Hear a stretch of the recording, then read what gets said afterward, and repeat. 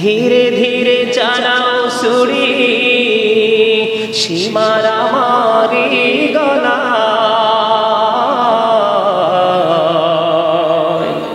জয়নাল আব্দিনের কান্দন শুনতে দাও না রে আমায়।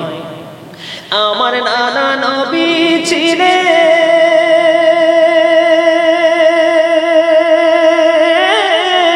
গুনাহগারের শাফি হলেন গো, ওই গলায় দিতেন চুমা নানাজি সদা। জয়নাল আব্দিনের কান্দন শুনতে দাও না রে আমায়। কোথায় রইল মা জননী তোমার হোসেন ধরাশায়ী গো, সীমার বসিল মাগো আমারি সিনায়। জয়নাল আব্দিনের কান্দন শুনতে দাও না রে আমায়। জয়নাল আব্দিনের কান্দন শুনতে দাও না রে আমায়। আমার গলায় দিলে ছুরি কাঁদিবে না আসমান ও জমিন রে, কাঁদিবে না আপনি খোদা আর সোম আল্লাহ। জয়নাল আব্দিনের কান্দন শুনতে দাও না রে আমায়। দুধের শিশু কচি কচি কাঁদিতেছেন পানি পানি গো, পিপাসাতে বিষের তীরে কলিজা সেদা।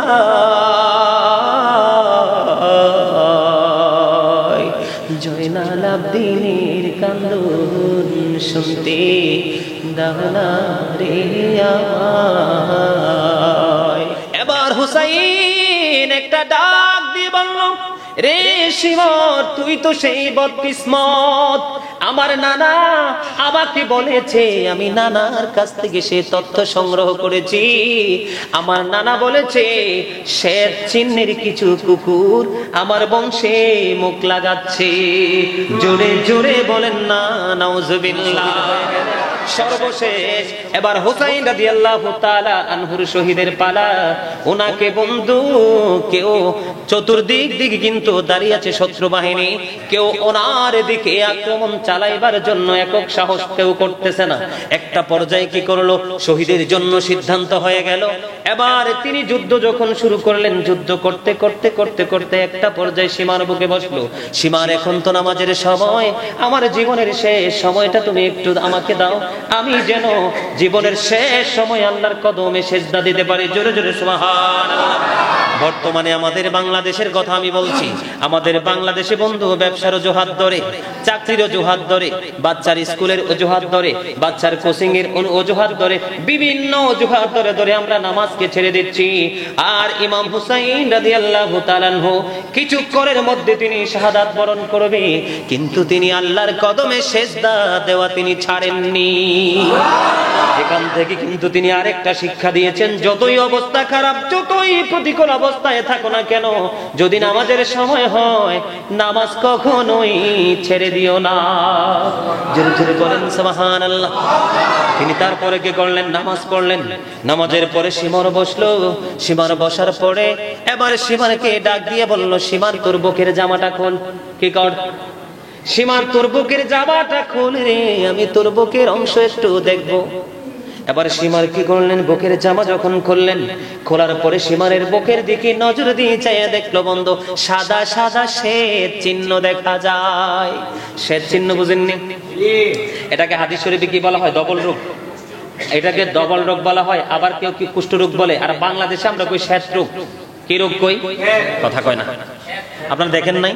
আপনাদের এই মসজিদে তো আমি দেখছি অনেক লোক আছে, আমি দেখি, আমি যখন আসি তখন আমি দেখি এখানে আসে। বন্ধুরে আমার, তখন তার বুকের জামা খোলার পরে বন্ধু তার বুকের মধ্যে যখন সে চিহ্ন দেখলো, এবার হুসাইন একটা ডাক দিয়ে বলল, রে শিমর, তুই তো সেই বদকিসমত। আমার নানা আমাকে বলেছে, আমি নানার কাছ থেকে সে তথ্য সংগ্রহ করেছি। আমার নানা বলেছে শ্বেত চিহ্নের কিছু কুকুর আমার বংশে মুখ লাগাচ্ছে। জোরে জোরে বলেন না নাউজুবিল্লাহ। এবার একবার পড়েন সুবহানাল্লাহ, আর একটু মহাব্বতে সুবহানাল্লাহ। আমার নবী তথ্য দিয়েছেন শ্বেত চিহ্নের কুকুর কি করছে, নবীর আহলে বাইতের মধ্যে মুখ লাগাচ্ছে। আমি যে শুরুতে একটা হাদিস শরীফ বলছিলাম, মনে আছে নি, গোস্তের টুকরা, ওই হাদিস শরীফের মধ্যেও নবী বলেছেন কি, যে নবীর পরিবার, নবীর আহলে বাইতকে, নবীর উম্মত কি করবে, কতল করবে, শহীদ করবে। এবার বন্ধু কি করলেন, ইমাম হুসাইন রাদিয়াল্লাহু তাআলা আনহুকে কি করলেন, শহীদ করে দিলেন। কি করে দিলেন? শহীদ করে দিলেন। ইন্না লিল্লাহি ওয়া ইন্না ইলাইহি রাজিউন বলেছেন, আমার আমার বোনদেরকে আমি ডেকে ডেকে বলবো গো, সাদেক ভাই একটু আগে বলেছেন জায়নামাজে বসার জন্য। আজকে যারা আহলে বাইতের প্রেমিক হয়ে, পাক পাঞ্জাতনের প্রেমিক হয়ে, শুহাদায়ে কারবালার প্রেমিক হয়ে, ইমাম হুসাইনের প্রেমিক হয়ে জায়নামাজে বসতে পারবে প্রেমময় অন্তর নিয়ে, তার জন্য বড় ধরনের একটা গিফট হলো, পুরস্কার হলো। ও বন্ধু, বুখারী এবং মুসলিম শরীফের মধ্যে এসেছে হাদিস খানা। আমার নবী বলেছেন ফাতেমাতু সাইয়্যিদাতু নিসাই আহলিল জান্নাহ। আমার নবী বলেছেন মা খাতুনে জান্নাত ফাতেমা এই পৃথিবীর যত মুমিনা তাদের সরদারিনী হবে জান্নাতে।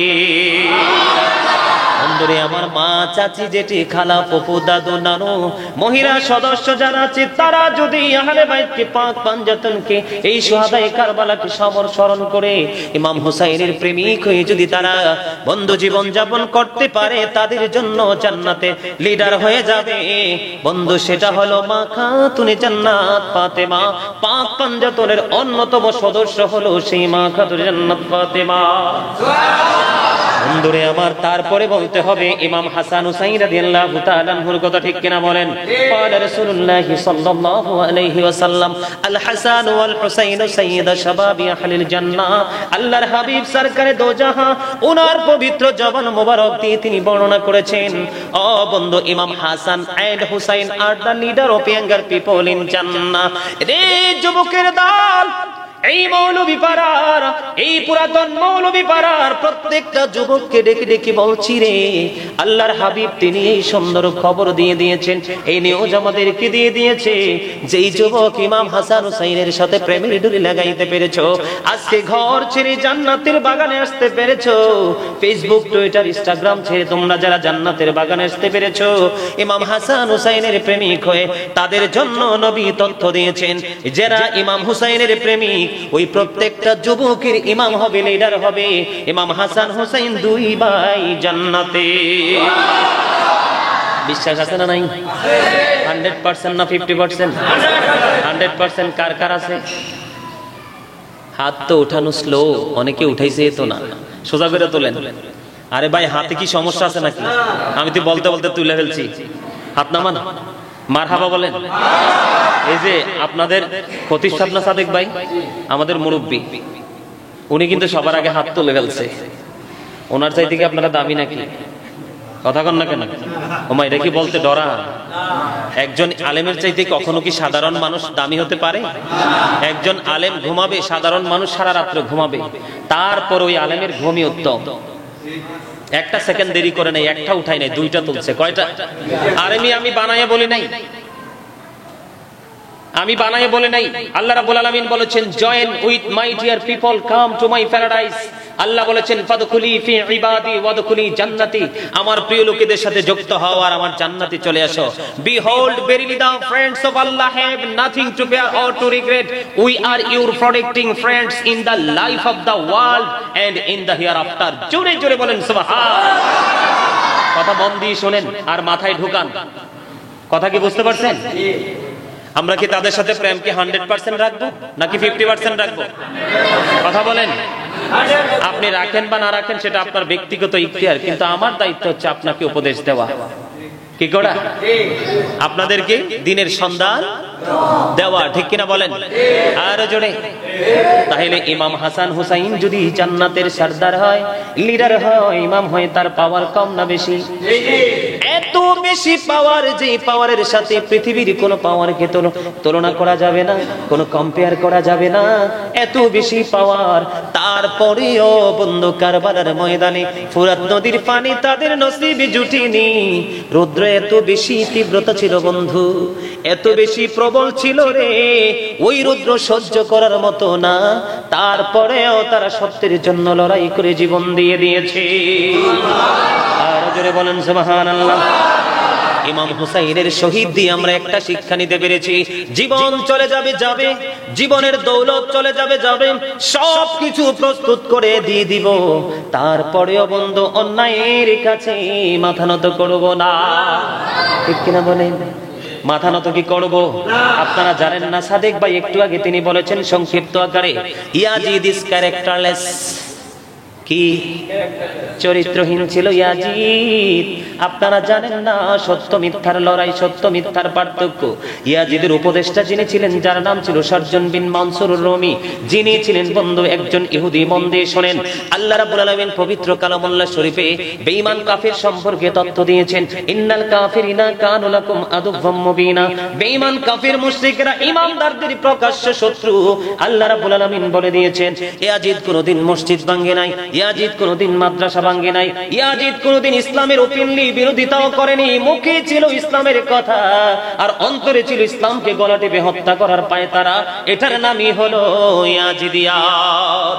দাড়ি থাকবে, টুপি থাকবে, পাগড়ি থাকবে, মিষ্টি মিষ্টি কথা বলবে, তাদের মুখের ভাষা হবে মধুর চেয়েও মিষ্টি, চরিত্র হবে ফেরাউনের চাইতে নিকৃষ্ট, আর আত্মা হবে বাঘের চাইতে বন্ধু হিংস্র। এই যে সাদেক ভাই একটু আগে আপনাদেরকে বলেছেন যে ইয়াজিদ চরিত্রহীন ছিল, ইয়াজিদের উপদেষ্টা ছিল শারজন বিন মানসুর রুমি, যার কাজ ছিল দিনের বেলা শুধু বানর নাচাতো, দিনের বেলা শুধু তিনি বানর নাচিয়ে বেড়াতো, আর রাতের বেলা হলে মদের আসর বসিয়ে নারীদেরকে দিয়ে বিভিন্ন রকমের রং তামাশা করতো। জোরে জোরে বলেন নাউজুবিল্লাহ। বন্ধুরে আমার একটু মন দিয়ে শুনবেন, একটু মন দিয়ে শুনবেন, কিছুক্ষণ আলোচনা করে সমাপ্ত করে দিব। হয়তো বা এমন হতে পারে রে, আজকের ওয়াজ আপনার জীবনকে গোছানোর জন্য যথেষ্ট হতে পারে। ঠিক কিনা বলেন? মানুষের জীবন পরিবর্তনের জন্য, আমলের পরিবর্তনের জন্য, আপনার চারিত্রিক গুণাবলীর বৈশিষ্ট্যকে পরিবর্তন করার জন্য সারা জীবন ওয়াজের প্রয়োজন হয় না, একদিনের ওয়াজই বন্ধু যথেষ্ট হয়ে যায়। ইয়াজিদ বাহিনী কত নষ্ট চরিত্রের ছিল। 61 হিজরিতে কারবালা হয়েছে, মনে রাখবেন কত? 61 হিজরিতে কারবালা হয়েছে রে বন্ধু। আর 63 হিজরিতে ইয়াজিদ বাহিনী কি তাণ্ডব চালিয়েছে আপনারা জানেন না। আমি কিন্তু কারবালায় আসবো ফিরে, আগে ইয়াজিদকে নিয়ে বন্ধু ছোট্ট ছোট্ট টুকরো টুকরো করে আমি আগে আপনাদেরকে মেসেজ দিতে চাই। আপনারা অনেকেই মনে করতে পারেন হুজুর ইয়াজিদটা কি, ইয়াজিদিয়াত কি, এটাই তো আমরা বুঝি না। ইয়াজিদিয়াত হলো মুখে ইসলামের কথা বলা, মুখে ইসলামের প্রেমের ভাব দেখানো, অন্তর থেকে ইসলামকে বন্ধু কবর দেওয়ার পায়, তার নামই হলো ইয়াজিদিয়াত। 61 হিজরিতে কারবালা হয়েছে। 61 হিজরিতে কারবালা হওয়ার পরে 63 হিজরিতে আরো বড় তাণ্ডব তারা চালিয়েছে। মদিনার প্রায় 700 সাহাবীকে তারা অতর্কিতভাবে বন্ধু শহীদ করে দিয়েছেন। জোরে জোরে বলেন না নাউজুবিল্লাহ। কত শত? 10,000-এরও বেশি সাধারণ মানুষকে কতল করেছে। 1,000-এরও বেশি মহিলা, 1,000-এরও বেশি মহিলা ইয়াজিদ বাহিনীর তাণ্ডবে অবৈধ সন্তান প্রসব করতে বাধ্য হয়েছে। 3 দিন পর্যন্ত মসজিদে নববীর মধ্যে বন্ধু কোনো আজান দিতে দেয়নি, নামাজ পড়তে দেয়নি, ঘোড়া বাঁধা রাস্তা বল বানিয়েছে। জোরে জোরে বলেন না নাউজুবিল্লাহ। আরেকটু মহব্বতে বলুন না নাউজুবিল্লাহ। বন্ধুরে আমার, আবু বকর সিদ্দিক, ওমর, ও বন্ধু, তাদের জামানায় যে এইভাবে দিন সম্পর্কে মানুষকে তথ্য দেওয়া হতো, দিন সম্পর্কে মানুষকে বোঝানো হতো, এই সিস্টেমকে পাল্টেছে বন্ধু। হযরত উসমান রাদিয়াল্লাহু তাআলা আনহু জামানা থেকে ইসলামের মধ্যে বন্ধু ফাটল সৃষ্টি হতে শুরু করলো। মুসলমানের সম্পর্কে আপনাদেরকে তথ্য দিতে গিয়ে ইয়াজিদের জীবনীতে একটু ঢুকলাম, তার চরিত্র সম্পর্কে একটু বললাম, সময় পাইলে সামনে আরেকটু শোনাবো। তবে ইমাম হুসাইন রাদিয়াল্লাহু তাআলা আনহুর ফজিলত এবং বরকত নিয়ে একটু আলোচনা করে আমি সামনের দিকে আগাবো। বন্ধুরে আমার, ইমাম হুসাইন রাদিয়াল্লাহু তাআলা আনহু কারবালার ময়দানে শহীদ হবে, এই তত্ত্ব কিন্তু ইমাম হুসাইন রাদিয়াল্লাহু তাআলা আনহু পৃথিবীতে আসার আগেই আমার নবী পৃথিবীকে জানিয়ে দিয়েছেন। এখানে এই কারবালার ওয়াজের সাথে আরেকটা তত্ত্ব কিন্তু সম্পৃক্ত আছে, উম্মুল ফজল বিনতে হারিস রাদিয়াল্লাহু তাআলা থেকে বর্ণিত। বন্ধুরে আমার, তিনি কি করলেন, একদিন স্বপ্ন যোগে, হাদিস শরীফের মধ্যে এসেছে, তিনি একদিন স্বপ্ন যোগে দেখলেন, তিনি একদিন স্বপ্ন যোগে দেখলেন, মন দিয়ে শোনেন, তিনি স্বপ্নে দেখলেন রাসূল সাল্লাল্লাহু আলাইহি সাল্লাম প্রিয় নবীর শরীর মোবারক থেকে এক টুকরো গোশত কেটে যেন ওনার হাতে তুলে দেওয়া হয়েছে। উনি কি করলেন, স্বপ্ন যখন দেখলেন, দেখে এবার নবীর কাছে চলে গেলেন, নবীর কাছে চলে গিয়ে বললেন, ইয়া রাসূলুল্লাহ, ইয়া হাবিবাল্লাহ, নবী গো, আমি একটা খারাপ স্বপ্ন দেখেছি গো, খারাপ স্বপ্নটা কি বলো। ইয়া রাসূলুল্লাহ, ইয়া হাবিবাল্লাহ, নবী, নবী গো, আমার স্বপ্নটা হলো গো, আমি স্বপ্নে দেখেছি আপনার শরীর থেকে এক টুকরো গোশত কেটে আমার হাতের মধ্যে রাখা হয়েছে। এবার আমার নবী একটা সেকেন্ড দেরি করলেন না, একটা মুহূর্ত নবী দেরি করলেন না, এবার তাকে জানিয়ে দিলেন, তোমার এই স্বপ্নটা কখনোই খারাপ নয়, তোমার এই স্বপ্নটা কখনোই গো বন্ধু খারাপ নয়। কয় স্বপ্নটা কি গো নবী? তার মানে হলো আমার কন্যা ফাতেমা খাতুনে জান্নাত ফাতেমার কথা নবী বলতেছেন, ফাতেমা একটা সন্তান প্রসব করবে, আর এই সন্তানকে তোমার কোলে তুলে দেওয়া হবে। তিনি স্বপ্ন দেখেছেন, গোশত কেটে ওনার হাতে তুলে দিয়েছেন, কিন্তু নবী বলতেছেন এটা গোশত নয়, গোশত নয়, ফাতেমার উদর থেকে সন্তান পৃথিবীতে আসবে, সন্তান প্রসব করবে, এই সন্তান তোমার হাতে তুলে দেওয়া হবে। হাদিস শরীফের মধ্যে এসেছেন, নবী যেমনি করে বন্ধু বলেছেন তেমনি করে মা খাতুনে জান্নাত ফাতেমা ইমাম হুসাইন রাদিয়াল্লাহু তাআলা আনহুকে প্রসব করলেন। যখন প্রসব হলো, ওনার হাতের মধ্যে তুলে দেওয়া হলো, হাদিস শরীফের ভাষা অনুযায়ী বন্ধু কথা বলতেছে, তখন তিনি আমার নবীর কোলে নিয়ে তুলে দিলেন। নবীর কোলে যখন তুলে দিল, হঠাৎ করে আমার নবীর দৃষ্টি অন্যদিকে চলে গেল, অন্যদিকে যখন চলে গেল আমার নবীর দৃষ্টি, তখন ওই উম্মে ফজল, উম্মুল ফজল বিনতে হারিস, তার নজর ছিল অন্যদিকে। হঠাৎ করে আমার নবীর দিকে নজর দিয়ে চেয়ে দেখলেন আমার নবীর দুই চোখ মোবারক বেয়ে পানি মোবারক পড়ছে। জোরে জোরে বলুন না আল্লাহু আকবার। আমার নবীর চক্ষু মোবারক দিয়ে যখন পানি মোবারক পড়তেছে, পানি মোবারক পড়তে দেখে বন্ধু এবার তাকে প্রশ্ন করলো, ইয়া রাসূলুল্লাহ, ইয়া হাবিবাল্লাহ, নবী গো, আপনার চক্ষু মোবারক থেকে কেন গো পানি বিসর্জন দিচ্ছেন? এবার আমার নবী উত্তর দিয়ে দিলেন, আমার চোখের পানি আসার কারণ হলো জিবরাইল এসে আমাকে খবর দিয়েছেন আমার উম্মত আমার এই কলিজার টুকরাকে কতল করে ফেলবে। জোরে জোরে বলেন না আল্লাহু আকবার। একবার বলুন সুবহানাল্লাহ, আর একটু মহব্বতে বলুন না সুবহানাল্লাহ। বন্ধুরে আমার, বুঝতে পারছেন কিনা? কথা বলেন না কেন? এদিক দিয়ে বন্ধু উম্মে সালমা রাদিয়াল্লাহু তাআলা আনহাকে আমার নবী একটু মাটি দিলেন, মাটি দিয়ে বললেন, উম্মে সালমা, এই মাটি তুমি যত্ন করে রেখে দাও, যখন তুমি দেখবে এই মাটি রক্তে লাল লাল হয়ে গেছে, তখন তুমি মনে করবা আমার কলিজার টুকরা শহীদ হয়ে গেছে। আমি এটা কেন বলেছি জানেন? একদিকে নবী ওই হাদিস শরীফ থেকে ইমাম হুসাইনের শহীদের সংবাদ দিয়েছেন, আরেকদিকে উম্মে সালমা রাদিয়াল্লাহু তাআলা আনহার কাছে মাটি দিয়েছেন। এই মাটি সত্যি সত্যি ইমাম হুসাইন রাদিয়াল্লাহু তাআলা আনহুর শহীদের সময় বন্ধু শহীদের দিনে লাল হয়ে গেছে। জোরে জোরে বলেন না আল্লাহু আকবার, আর জোরে বলেন একবার সুবহানাল্লাহ। বন্ধুরে আমার, এই যে ইমাম হুসাইন শহীদ হবে সেই বার্তা কিন্তু আমার নবী জানিয়ে দিয়েছে। আজকে যারা নবীর সাথে বিদ্বেষ আছে, নবীকে নিয়ে বিভিন্ন রকমের বিরূপ মন্তব্য করে, তারা দেখবেন নবী গায়েবের খবর জানে, এটা তারা বিশ্বাস করতে চায় না। কথা বলেন না কেন? চায় অনেকে আছে না, কই গায়েবের মালিক তো আল্লাহ। আরে আল্লাহ তো গায়েবের মালিক, ঠিক আছে, নবী শব্দের অর্থই হচ্ছে অদৃশ্যের সংবাদদাতা, ঠিক কিনা বলেন? তাহলে উনি যদি গায়েবের খবর না জানে তাহলে আমাদেরকে দিবে কোত্থেকে? তাহলে এখানে কিন্তু একটা জিনিস স্পষ্ট যে আমার নবী ইমাম হুসাইন রাদিয়াল্লাহু তাআলা আনহু পৃথিবীতে আসার আগেই কিন্তু আমার নবী জানতেন ইমাম হুসাইন পৃথিবীতে আসবে এবং শাহাদাত বরণ করবে, ঠিক কিনা বলেন?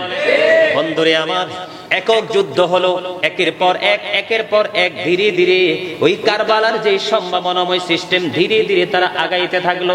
আগাইতে এমন একটা পর্যায়ে গেল বন্ধু, একবারে ফাইনাল সিদ্ধান্তে চলে গেল যে ইমাম হুসাইনের কাছে কুফা থেকে 150 চিঠি এসেছে। কতশো? 150 চিঠি এসেছে ইমাম হুসাইন রাদিয়াল্লাহু তাআলা আনহুর কাছে। ইমাম হুসাইন রাদিয়াল্লাহু তাআলা আনহুর কাছে যখন চিঠি আসলো, ইমাম হুসাইন রাদিয়াল্লাহু তাআলা আনহু তিনি কি করলেন? মুসলিম বিন আকিলকে কুফায় পাঠিয়ে দিলেন। মুসলিম বিন আকিল কুফায় চলে গেল। কুফায় গিয়ে খুব অল্প সময়ের মধ্যে 18,000-এরও বেশি মানুষকে ইমাম হুসাইনের পক্ষে বন্ধু বায়াত করিয়েছে। আর জোরে সুবহানাল্লাহ। ইমাম হুসাইনের পক্ষে যখন বায়াত করলো, এদিক দিয়ে কিন্তু ইয়াজিদ বাহিনীর তাণ্ডব কিন্তু অনেক লম্বা, আমি সেই দিকে যাচ্ছি না। শুধু তাদের যে নির্মমতা, তাদের যে নিষ্ঠুরতা, আহলে বাইতের প্রতি যে তাদের বন্ধু নিকৃষ্ট আচরণ, সেই দিকটা শুধু আমি একটু তুলে ধরবো আপনাদের সামনে। এমনিতে 1 ঘন্টার কাছাকাছি হয়ে গেছে বন্ধুরে আমার। তখন কি করলেন? মুসলিম বিন আকিল যখন ইমাম হুসাইনের পক্ষে সত্যের পথে যখন বায়াত করানো শুরু করলেন, এই দিক দিয়ে ইবনে জিয়াদের কাছে তথ্য চলে গেল। ইবনে জিয়াদ গুপ্তচর লাগিয়ে দিলেন মুসলিম বিন আকিলের তথ্য বের করার জন্য। আবার এই দিক দিয়ে মুসলিম বিন আকিল কি করলেন? ইমাম হুসাইনকে কুফায় আসার জন্য আমন্ত্রণ দিয়ে দিয়েছেন। কারণ পরিবেশটা যখন তিনি দেখেছেন অনুকূলে, কিন্তু এই অনুকূলে থাকা অবস্থায় ইবনে জিয়াদের কাছে যখন খবর চলে গেল, ইবনে জিয়াদ কিন্তু এমন একটা পরিস্থিতি পরিবেশ তৈরি করেছে বন্ধু, পুরো অবস্থাটা প্রতিকূলে চলে যাচ্ছে। জোরে জোরে বলেন একবার নাউজুবিল্লাহ। আর একটু মহব্বতে বলুন না নাউজুবিল্লাহ। আমাদের এই সুশৃঙ্খল অনুকূল অবস্থাকে প্রতিকূলে নেওয়ার মতো এমন আমাদের সমাজে লোক আছে না নাই? কথা কয় না কেন? এমন লোক আমাদের সমাজের মধ্যে আছে না নাই? দেখবেন মসজিদ কত সুন্দর, ইমাম সাহেব বয়ান করতেছে, মুসল্লিরা শুনতেছে, 90 ইয়াজিদের গোষ্ঠী এসে ফিতনা লাগিয়ে দিচ্ছে। এরকম আছে না নাই? এটা কিন্তু তখন থেকে বন্ধু শুরু হয়েছে, নবী থেকে ধীরে ধীরে বন্ধু 61 হিজরি থেকে আজ পর্যন্ত এটা আমাদের মাঝে চলে এসেছে। এই টেকনিক কিন্তু তারা ওখান থেকে নিয়ে এসেছে। এখন দেখবেন বিরিয়ানি খাওয়াবে, আপনার তাকে প্রয়োজনে 500 টাকা দিবে, প্রয়োজনে তাকে 1000 টাকা দিবে। বিভিন্ন রকমের টেকনিক অবলম্বন করে সত্যটাকে বিভ্রান্ত করে মিথ্যাকে প্রতিষ্ঠিত করার চেষ্টা করবে। এটা ওখান থেকে এসেছে। মাত্র 3000 দিরহামের বিনিময় মুসলিম উজ্জার মাধ্যমে মুসলিম বিন আকিলের সন্ধান বন্ধ পেয়ে গেছে। এদিক দিয়ে ইমাম হুসাইন রাদিয়াল্লাহু তাআলা আনহু কারবালার দিকে, কুফার দিকে বন্ধু রওনা দিয়ে দিয়েছে। ওই দিক দিয়ে ও বন্ধু মুসলিম বিন আকিলের অবস্থা খারাপ হয়ে গেছে। তারপরে ইয়াজিদ বাহিনী কি করলেন? এখান থেকে তাকে ধরলেন, আটকালেন।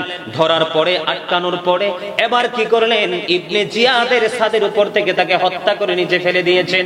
এই দিক দিয়ে কিন্তু এত প্রতিকূল অবস্থা ইমাম হুসাইনের কাছে তথ্য যায় না।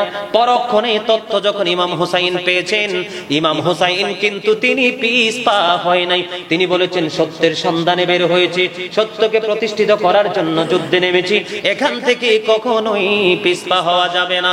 জোরে জোরে বলেন না সুবহানাল্লাহ। আমাদের দেশে কিন্তু কয়টা টাকা দিলে, কিছু সুবিধা দিলে কিন্তু ইমাম সাহেবের এগেইনস্টে দাঁড়িয়ে যায়, ঠিক না বেঠিক? অথচ ইসলাম 5% বোঝে না, আছে না নাই? এগুলো কিন্তু ইয়াজিদ বাহিনীর কাজ। এই টিপস গুলো কিন্তু মনে রাখতে হবে আমাদেরকে। এই ছোট্ট ছোট্ট ক্ষুদ্র ক্ষুদ্র জিনিস থেকে কিন্তু বিশাল এক সমস্যার তৈরি হয়। এই সমস্যা সৃষ্টি করার জন্য, উৎপত্তি করার জন্য টেকনিক তারা ইয়াজিদ বাহিনী থেকে নিয়ে এসেছে। ধীরে ধীরে তাদের লেখনীর মাধ্যমে, বক্তব্যের মাধ্যমে ইয়াজিদ বাহিনীকে হুসাইনি সংগঠনের বিরুদ্ধে উস্কে দিচ্ছে, ঠিক কিনা বলেন? আর একটু মহব্বতে বলেন ঠিক কিনা? ইয়া রাসূলুল্লাহ, ইয়া হাবিবাল্লাহ, ইয়া রাসূলুল্লাহ, ইয়া হাবিবাল্লাহ, ইয়া রাসূলুল্লাহ, ইয়া হাবিবাল্লাহ। আমার মওতের নিদান কালে আসিও নবী গো আমার শিয়রে, দেখিব আপনাকে নয়ন ভরে। ইয়া রাসূলুল্লাহ, ইয়া হাবিবাল্লাহ, ইয়া রাসূলুল্লাহ, ইয়া হাবিবাল্লাহ। মন করে না কি রসিয়া, সওয়াল করবেন বসাইয়া, নিবেন পর্দা দয়ার দাবি উঠাইয়া সালাম জানাবো কদম ছুঁইয়া ইয়া রাসূলুল্লাহ ইয়া হাবিবাল্লাহ ইয়া রাসূলুল্লাহ না শুনেছি হাদিসে দেখিলে আপনাকে জীবনের গোনা ঝরিয়া পড়ে দিও গো দেখা দয়া করে ইয়া রাসূলুল্লাহ ইয়া হাবিবাল্লাহ ইয়া রাসূলুল্লাহ الصلاة والسلام عليك يا رسول الله আলহামদুলিল্লাহ বলেন। গোটা পৃথিবীতে যত উন্নত কোয়ালিটির মশলা আছে আপনি গোশতে ইউজ করলেন, গোশত রান্না করার জন্য আপনি কি করলেন? ব্যবহার করলেন। এখন আপনার গৃহিণী যদি রান্না করতে গিয়ে যদি লবণ দিতে ভুলে যায়, তাইলে কি আর খাবার মজা লাগবে? কথা বলেন, লবণ ছাড়া খাবার স্বাদ হয়? লবণ ছাড়া যেমনি খাবার স্বাদ হয় না, ঠিক প্রেম ছাড়াও কিন্তু কখনো নবীর প্রেম, আহলে বাইতের প্রেমের গল্প ভালো লাগে না। আপনাকে কি হতে হবে? প্রেমিক। তারপরে আপনাকে কাছে প্রেমের গল্প মজা লাগবে, প্রেমের চিঠি পড়তে ভালো লাগবে। অন্তরে যদি প্রেম না থাকে তখন কিন্তু আপনার কাছে এই প্রেমময় গল্প ভালো। আপনারা যদি বিরক্ত হন, আল্লাহ রাসূলের হাদিস থেকে প্রমাণ, মুসল্লিরা ওয়াজ শুনতে না চাইলে 1 মিনিটও ওয়াজ করার কোনো বৈধতা নাই। আপনারা কি শুনতে চান? আমি এই কারণে বিভিন্ন দিক থেকে একটু টাচ দিয়ে আমি কিন্তু মূল জায়গায় চলে আসছি। কারবালার যে মর্মান্তিক অধ্যায়, সেই অধ্যায় চলে ঢুকতেছি। কিছুক্ষণের মধ্যে আমি গুছিয়ে ফেলবো। আমি কিন্তু আমার আলোচনা নিয়ে সামনের দিকে এগিয়ে যেতে চাই। আপনারা কি সবাই আমাকে সাপোর্ট দিতে রাজি? যদি রাজি থাকেন তাহলে আরেকটু মহাব্বতে আল্লাহর জিকির করেন। সুবহানাল্লাহ আলহামদুলিল্লাহ লা ইলাহা ইল্লাল্লাহ সুবহানাল্লাহ ওয়ালহামদুলিল্লাহ লা ইলাহা ইল্লাল্লাহ লা ইলাহা ইল্লাল্লাহ লা ইলাহা আরশি কুরসি লোহা কলম সৃষ্টি যাহার ও সিলা আরশি কুরসি লোহা কলম সৃষ্টি যাহার ও সিলা যে আল্লাহ খুশি হইয়া নাম রাখিলেন হাবিবুল্লাহ সুবহানাল্লাহ আলহামদুলিল্লাহ লা ইলাহা ইল্লাল্লাহ সুবহানাল্লাহ ওয়ালহামদুলিল্লাহ লা ইলাহা ইল্লাল্লাহ লা ইলাহা ইল্লাল্লাহ লা ইলাহা ইল্লাল্লাহ নবী আমার নূরের ফতুল জগত করলেন ও জালা নবী আমার নূরের ফতুল জগত করলেন ও জালা রোজ হাসরে করবেন তিনি উম্মতের ফয়সালা সুবহানাল্লাহ ওয়ালহামদুলিল্লাহ লা ইলাহা ইল্লাল্লাহ সুবহানাল্লাহ ওয়ালহামদুলিল্লাহ লা ইলাহা ইল্লাল্লাহ লা ইলাহা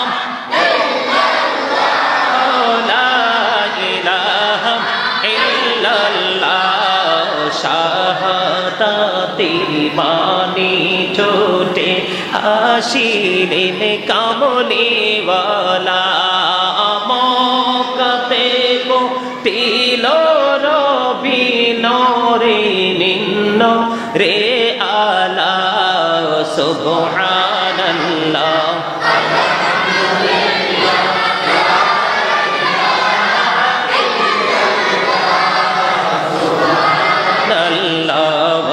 আলহামদুলিল্লাহ লা ইলাহা ইল্লাল্লাহু মুহাম্মাদুর রাসূলুল্লাহ সাল্লাল্লাহু আলাইহি ওয়াসাল্লাম। সুবহানাল্লাহ বলেন। এই যে জিকির করেছি আমরা, এটা কি জান্নাতি ফল? আমরা তখন জিকির করিনি, আমরা ফল খেয়েছি। সুবহানাল্লাহ বলেন। আর জোরে বন্ধুরে আমার বলতেছিলাম, গভীর মনোযোগ। এবার ধীরে ধীরে কি করেছে, এবার ইমাম হুসাইন বন্ধু কুফা পর্যন্ত পৌঁছে গেছে। কুফাতে পৌঁছে গেছে, যুদ্ধ শুরু করবে। তার মধ্যে সবচেয়ে বড় একজন, ইয়াজিদ বাহিনীর মধ্যে সবচেয়ে বড় কুফার বীর বলে যাকে সবাই জানতো, বীর বুঝেননি, বীর মহাপুরুষ হিসাবে যাকে সবাই জানতো, যার বীরত্ব দেখলে মানুষ ভয় পেত, এমন একজন ব্যক্তি ছিল রে, যার নাম হলো হুর। নাম কি তার? ওয়াজ কিন্তু শুধু কান দিয়ে শুনলে হবে না বন্ধু, বুঝতে হবে। কারণ একদিন আমাদের জন্য পরীক্ষার ব্যবস্থা আছে। একদিন কিন্তু আমাদেরকে কাঠগড়ায় দাঁড়াতে হবে। পরীক্ষা মানে কি বুঝতে পারছেন নি? পরীক্ষা মানে আমি আপনাদেরকে ক্লিয়ার করে দেই, তারপরে আমি আমার আলোচনায় আবার আসবো। পরীক্ষা মানে হলো ইন্না বাতশা রাব্বিকা লাশাদীদ, দ্য সিচিং অফ আল্লাহ ইজ ডিফিকাল্ট। আল্লাহর পাকড়াও বড় কঠিন, ধরা খুবই শক্ত। সাদেক ভাই আসেনিও? আল্লাহর ধরা কি খুবই কঠিন। ও বন্ধু, আল্লাহ ধরবি খুবই শক্ত ভাবে। তারপরে কি বলেছেন? ধরার পরে আল্লাহ কি করবে? ইন্নাল্লাহা সারিউল হিসাব। আল্লাহ রাব্বুল আলামিন বলেছেন বন্ধু, আল্লাহ is quick to take account. আল্লাহ হিসাব গ্রহণে অত্যন্ত তৎপর। আল্লাহ ধরার পরে আপনার আমার কাছ থেকে বন্ধু চুকি চুকি হিসাব নেবে।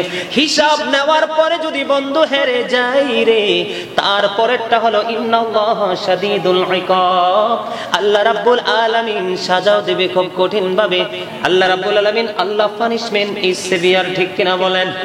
একটু মন দিয়ে শুনেন। আল্লাহ ধরবি খুবই শক্ত ভাবে, হিসাবও নিবি খুব শক্ত ভাবে, সাজাও দিবি খুব কঠিন ভাবে রে বন্ধু। কি হবে রে উপায়? সেদিন কি করব বন্ধু আমরা? আল্লাহ রাব্বুল আলামিন আর বলে দিয়েছেন বন্ধু, এই দুনিয়াতে কিন্তু 500 টাকা দিয়ে, কিছু টাকা দিয়ে, কিছু হাদিয়া দিয়ে বন্ধু জোর করে ওয়াল তোলা যায়। সাদেক ভাই ঠিক না? ঠিক। কি করা যায়?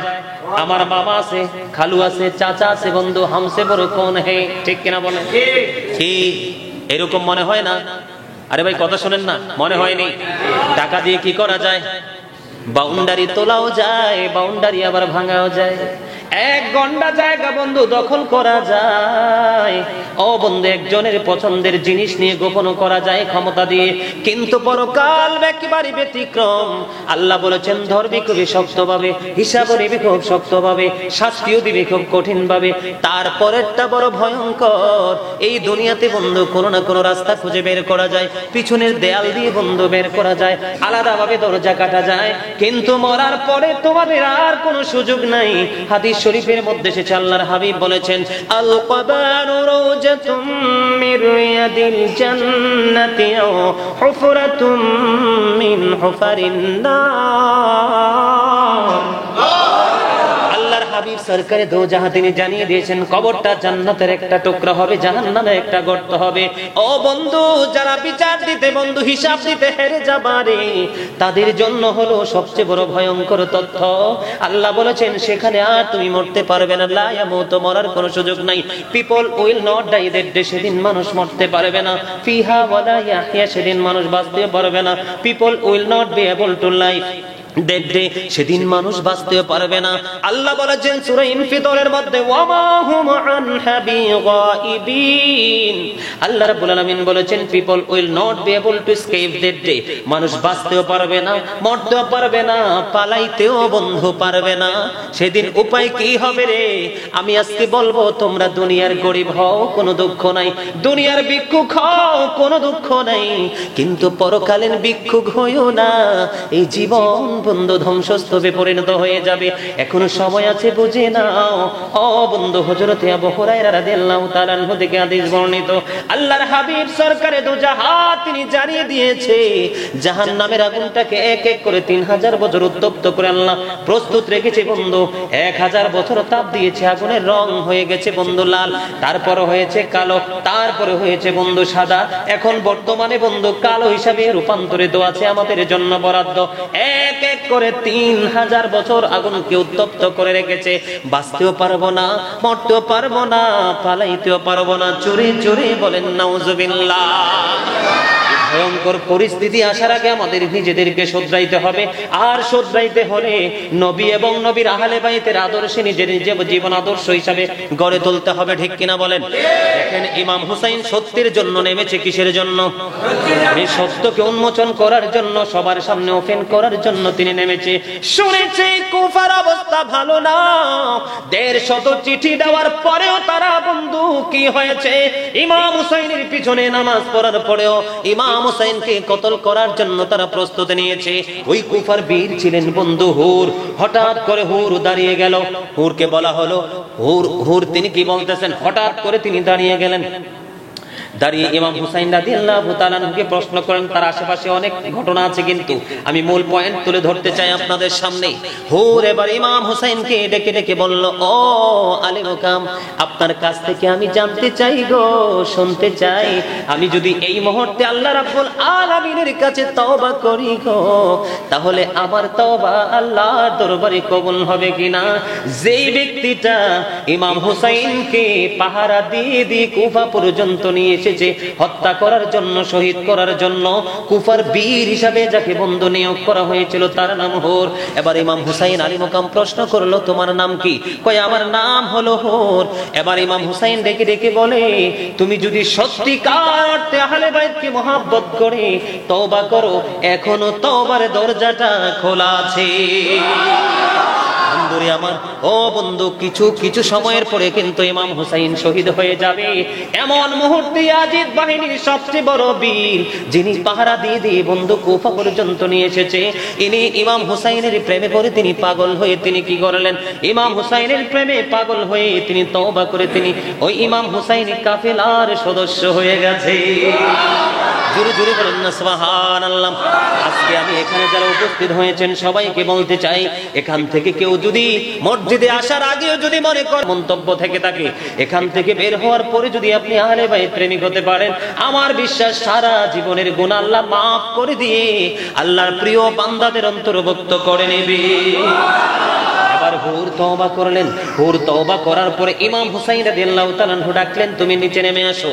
এবার হুর উত্তর দিল, ও আলী মুকাম, আমি আপনাকে পাহারা দিয়ে দিয়ে কুফা পর্যন্ত নিয়ে এসেছি। আমি গোড়া থেকে জিন্দা নামবো না গো, আমি আপনার জন্য সীসা ডালা দেয়াল হয়ে দাঁড়িয়ে যাব, যতক্ষণ না পর্যন্ত আমার দেহের লাশ আপনার কদমে না পড়বে, আমি জিন্দা আপনার কদমে আমি যাব না। বন্ধুরে আমার, ইমাম হুসাইন কাফেলার সদস্য হয়ে হুর কি করলেন? শহীদ হলেন। জোরে জোরে বলেন না সুবহানাল্লাহ। আরেকটু মহব্বতে বলুন সুবহানাল্লাহ। বন্ধুরে আমার, এই করতে করতে করতে করতে এবার কি হয়ে গেল? একেবারে যুদ্ধ চূড়ান্ত হয়ে গেল, ফাইনাল হয়ে গেল। আহলে বাইতের নবীর পরিবারের একক যুদ্ধ বন্ধ শুরু হয়ে গেল। যুদ্ধ যখন শুরু হয়ে গেল, সব মাঝখানের ঘটনা সব বাদ দিয়ে দিলাম। এখানে যখন এসে যাওয়ার পরে সর্বপ্রথম আলী আকবর, এবার আলী আকবর ডেকে ডেকে বলতেছেন, একক যুদ্ধ শুরু হলো, বাবা গো, আমাকে তুমি নির্দেশ দাও, আমি সত্য পথের সন্ধানের জন্য নিজের জীবন দিয়ে ওই সত্যের সন্ধানীদের অন্তর্ভুক্ত হয়ে যেতে পারি। এবারে বন্ধু তিনি কি করলেন? আলী আকবর তিনি কি করলেন? যুদ্ধের জন্য মাঠে নামলেন। ওনার কপালে চুমুকে ইমাম হুসাইন তাকে বিদায় দিয়ে দিলেন। ইয়াজিদ বাহিনীকে ছত্রভঙ্গ করে দিল। ইয়াজিদ বাহিনী কারবালার ময়দানে ধুলাবালি উড়িয়ে দিল। যুদ্ধ করার পরে এবার দৌড়ে চলে এসেছে বাবার কাছে, বাবা গো, কলিজা ফেটে যায়, সহ্য করতে পারছে না, একটু পানি দাও। এবার আলী মুকামের কাছে যখন আসলো, হুসাইন রাদিয়াল্লাহু তাআলা আনহুর কাছে যখন আসলো, এবার হুসাইন ডেকে ডেকে বলল, বাবা গো, আমার কাছে তো পানি নাই, 3 দিন পর্যন্ত পানির কোনো ব্যবস্থা নাই, আমি কি করব, কেমন করে পানি দিব? তুমি আমার জিহ্বাটা চুষে নাও। এবার কি করলেন? হুসাইন রাদিয়াল্লাহু তাআলা আনহুর শুষ্ক জিহ্বাটা তিনি বের করে দিলেন। শুষ্ক জিহ্বাটা যখন বের করে দিল, আলী আকবর কি করলেন? শুষ্ক জিহ্বাটা বন্ধ চুষে নিলেন। চুষতে তারপরে আবার তিনি যুদ্ধের ময়দানে গেলেন। যুদ্ধের ময়দানে গিয়ে তিনি এবার তার বুকের মধ্যে তীর বিঁধল। কোথায়? বুকের মধ্যে যখন তীর বিঁধল, বাবাকে ডাক দিলেন। হুসাইন রাদিয়াল্লাহু তাআলা আনহু দৌড়ে চলে গেলেন। দৌড়ে চলে যাওয়ার পরে এবার কি করলেন? যাওয়ার পরে বাবাকে যখন দেখলেন, ডাকলেন, বাবাকে ডেকে ডেকে বলছে, বাবা গো, তুমি আমার বুকে থেকে তুমি তীরটা উঠিয়ে নাও, আমি ইয়াজিদ বাহিনীর উপর হায়দারি আক্রমণ চালাবো। কিন্তু বন্ধু আর তো যুদ্ধ করার কোনো সুযোগ নেই। আলী আকবর কি করলেন বন্ধু, তিনি এখানেই শাহাদাত বরণ করলেন। ইন্না লিল্লাহি ওয়া ইন্না ইলাইহি রাজিউন। এবার কি করলেন, এখানে তিনি শহীদ হয়ে গেলেন। এখানে শহীদ হওয়ার পরে ইমাম হুসাইন রাদিয়াল্লাহু তাআলা আনহু আলী আকবরকে নিয়ে যখন বন্ধু তাবুর দিকে রওনা হলেন, তাবুর কাছে যখন রেখে দিলেন, এবার কাসেম রাদিয়াল্লাহু তাআলা আনহু বের হয়ে গেলেন, যিনি হযরতে হাসান রাদিয়াল্লাহু তাআলা আনহুর শাহজাদা। জোরে জোরে বলেন না সুবহানাল্লাহ। চাচা, আপনি আমাকে অনুমতি দিন, আমি যেন ওই দলের সদস্য হয়ে শহীদ হতে পারি। এবার কি করলেন, কথোপকথন হলো, ওনাকে বন্ধু নির্দেশ দিয়ে দিলেন, এবার তিনিও শহীদ হয়ে গেলেন। তারপরে বন্ধু আলী আসগর শহীদ হয়ে গেলেন। জানেন তো ছোট্ট ছিল যে, কথা বলেন না কেন, ছোট্ট যে ছিল জানেন কিনা, তিনি শহীদ হয়ে গেলেন। সর্বশেষ এবার হুসাইন রাদিয়াল্লাহু তাআলা আনহুর শহীদের পালা। ওনাকে বন্ধু কেউ চতুর্দিক দিকে কিন্তু দাঁড়িয়ে আছে শত্রু বাহিনী, কেউ ওনার দিকে আক্রমণ চালাইবার জন্য একক সাহস কেউ করতেছে না। একটা পর্যায়ে কি করলো, শহীদের জন্য সিদ্ধান্ত হয়ে গেল। এবার তিনি যুদ্ধ যখন শুরু করলেন, যুদ্ধ করতে করতে করতে করতে একটা পর্যায়ে সীমার বুকে বসলো। সীমার, এখন তো নামাজের সময়, আমার জীবনের শেষ সময়টা তুমি একটু আমাকে দাও, আমি যেন জীবনের শেষ সময় আল্লাহর কদমে সেজদা দিতে পারি। জোরে জোরে সুবহানাল্লাহ। বর্তমানে আমাদের বাংলাদেশের কথা আমি বলছি, আমাদের বাংলাদেশে বন্ধু ব্যবসার অজুহাত ধরে, চাকরির অজুহাত ধরে, বাচ্চার স্কুলের অজুহাত ধরে, বাচ্চার কোচিং এর অজুহাত ধরে, বিভিন্ন অজুহাত ধরে ধরে আমরা নামাজকে ছেড়ে দিচ্ছি। আর ইমাম হুসাইন রাদিয়াল্লাহু তাআলা আনহু কিছুক্ষণের মধ্যে তিনি শাহাদাত বরণ করবে, কিন্তু তিনি আল্লাহর কদমে সেজদা দেওয়া তিনি ছাড়েননি। এখান থেকে কিন্তু তিনি আরেকটা শিক্ষা দিয়েছেন, যতই অবস্থা খারাপ, যতই প্রতিকূল অবস্থায় থাকো না কেন, যদি নামাজের সময় হয়, নামাজ কখনোই ছেড়ে দিও না। জোরে জোরে বলেন সুবহানাল্লাহ। তিনি তারপরে কি করলেন, নামাজ পড়লেন। নামাজের পরে সীমার বসলো। সীমার বসার পরে এবার সীমারকে ডাক দিয়ে বলল, সীমার তোর বুকের জামাটা খোল। কি কর, সীমার তোর বুকের জামাটা খোল রে, আমি তোর বুকের অংশ একটু দেখবো। এবার সীমার কি করলেন, বুকের জামা যখন খুললেন, খোলার পরে সীমারের বুকের দিকে নজর দিয়ে চাইয়া দেখলো বন্ধু, সাদা সাদা শ্বেত চিহ্ন দেখা যায়। শ্বেত চিহ্ন বুঝেননি? এটাকে হাদিস শরীফে কি বলা হয়, ডবল রোগ। এটাকে ডবল রোগ বলা হয়, আবার কেউ কি কুষ্ঠ রোগ বলে। আর বাংলাদেশে আমরা কই শ্বেত রোগ। কি রোগ কই, কথা কয় না। আপনারা দেখেন নাই, আপনাদের এই মসজিদে তো আমি দেখছি অনেক লোক আছে, আমি দেখি, আমি যখন আসি তখন আমি দেখি এখানে আসে। বন্ধুরে আমার, তখন তার বুকের জামা খোলার পরে বন্ধু তার বুকের মধ্যে যখন সে চিহ্ন দেখলো, এবার হুসাইন একটা ডাক দিয়ে বলল, রে শিমর, তুই তো সেই বদকিসমত, আমার নানা আমাকে বলেছে, আমি নানার কাছ থেকে সে তথ্য সংগ্রহ করেছি। আমার নানা বলেছে শ্বেত চিহ্নের কিছু কুকুর আমার বংশে মুখ লাগাচ্ছে। জোরে জোরে বলেন না নাউজুবিল্লাহ। এবার একবার পড়েন সুবহানাল্লাহ, আর একটু মহাব্বতে সুবহানাল্লাহ। আমার নবী তথ্য দিয়েছেন, শ্বেত চিহ্নের কুকুর কি করছে, নবীর আহলে বাইতের মধ্যে মুখ লাগাচ্ছে। আমি যে শুরুতে একটা হাদিস শরীফ বলছিলাম, মনে আছে নি, গোস্তের টুকরা, ওই হাদিস শরীফের মধ্যেও নবী বলেছেন কি, যে নবীর পরিবার, নবীর আহলে বাইতকে, নবীর উম্মত কি করবে, কতল করবে, শহীদ করবে। এবার বন্ধু কি করলেন, ইমাম হুসাইন রাদিয়াল্লাহু তাআলা আনহুকে কি করলেন, শহীদ করে দিলেন। কি করে দিলেন, শহীদ করে দিলেন। ইন্না লিল্লাহি ওয়া ইন্না ইলাইহি রাজিউন। একটা কারবালান একটু গজল গাইবো মনে হইছে, এখন একটু শুনবেন, পারলে আমার সাথে গাইবেন। ধীরে ধীরে চালাও সুরি, সীমার আমারি গলা,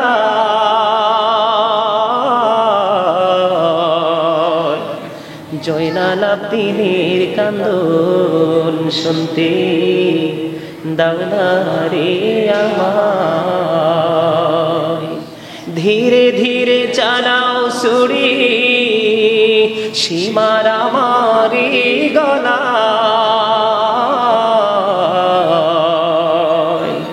জয়নাল আবদিনের কান্দন শুনতে দাও না রে আমায়। আমার নানা নবী ছিলেন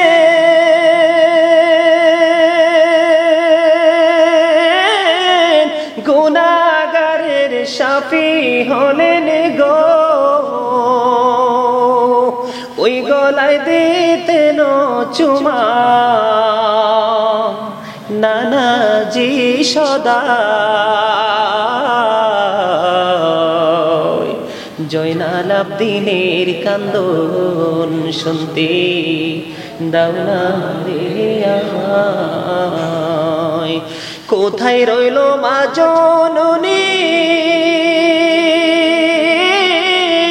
তোমার হোসেন ধরাশায়ী গো, সীমার বসিল মাগো আমারি সিনায়। জয়নাল আবদিনের কান্দন শুনতে দাও না রে আমায়। জয়নাল আবদিনের কান্দন শুনতে দাও না রে আমায়। আমার গলায় দিলে সুরি কাঁদিবে না আসমান ও জমিন রে, কাঁদিবে না পুনি খোদা আর সোম আল্লাহ। জয়নাল আবদিনের কান্দন শুনতে দাও না রে আমায়। দুধের শিশু কচি কচি কাঁদিতেছেন পানি পানি গো, পিপাসাতে বিষের তীরে কলিজা সেদা।